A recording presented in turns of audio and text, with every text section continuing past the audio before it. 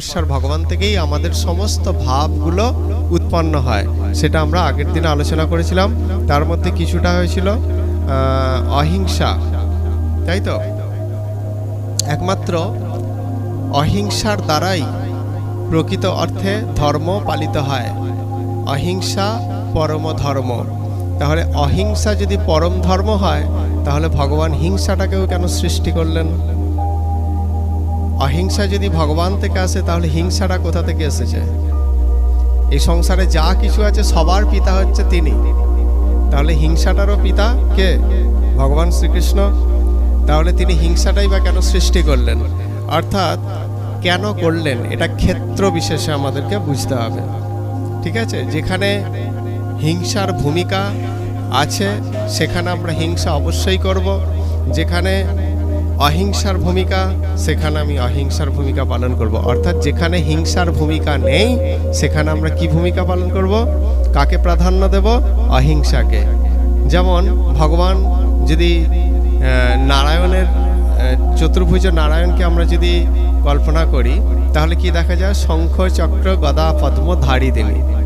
অর্থাৎ তার এক হাতে শঙ্খ আছে, চক্র আছে, গদা পদ্ম আছে। এর মধ্যে দুটো হিংসার প্রতীক, দুটো আবার অহিংসার প্রতীক। কোনটা? শঙ্খ আর কি পদ্ম, এই দুটো কি? এই দুটো হচ্ছে অহিংসার প্রতীক। আবার কি তার সাথে কি আছে? চক্র এবং গদা আছে। এই সংসারে সবাই কিন্তু ভালো মানুষ থাকে না, তাদেরকে শায়েস্তা করার জন্য।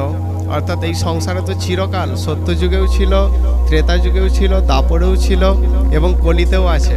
কি না, দুই প্রকৃতির মানুষ এই সংসারে, কেবল দুই প্রকৃতির মানুষ। এক হচ্ছে দেব প্রকৃতির মানুষ, আর এক হচ্ছে আসরিক প্রকৃতির মানুষ, তাই তো? এই দেব প্রকৃতির মানুষদের জন্য কি? অহিংসা। আর আসরিক প্রবৃত্তির মানুষদের জন্য হিংসা। ভগবান সেই জন্য দুই ধারণ করে রেখেছেন।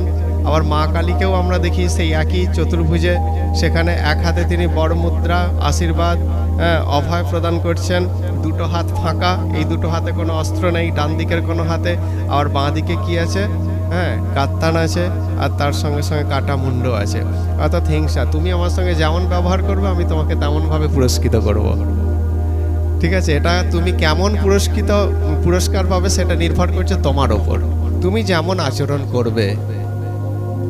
মা সাধারণত কিরকম? স্নেহময়ী, কিন্তু কখনো কখনো কি হয়? মা সন্তানদের খুন্তি পেটাও করে, তাই না? খুন্তি দিয়েও পিটতে থাকে, হাতের সামনে যা পায় তাই দিয়েই পেটায়। কেন?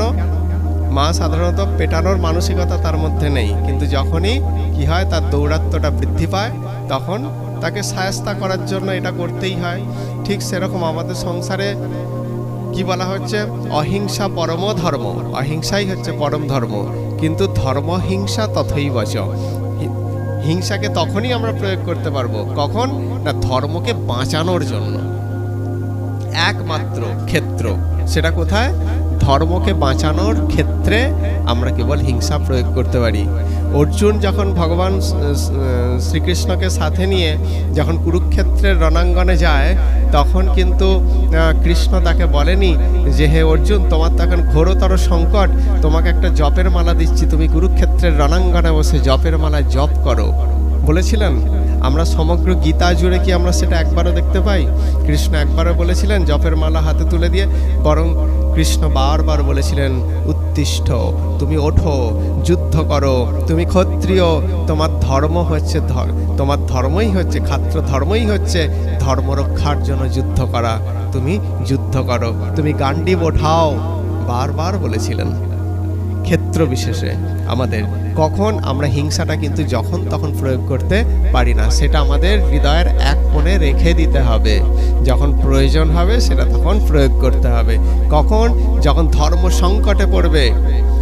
কিছু আসরিক প্রবৃত্তির মানুষ তারা কি করবে? ধর্মের হানি ঘটাবে, ধর্মকে রসাতলে পাঠানোর চেষ্টা করবে।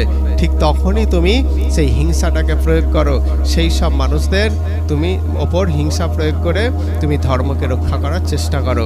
সেই জন্যই হচ্ছে কি হিংসার আবির্ভাব ঘটিয়েছেন ভগবান শ্রীকৃষ্ণ।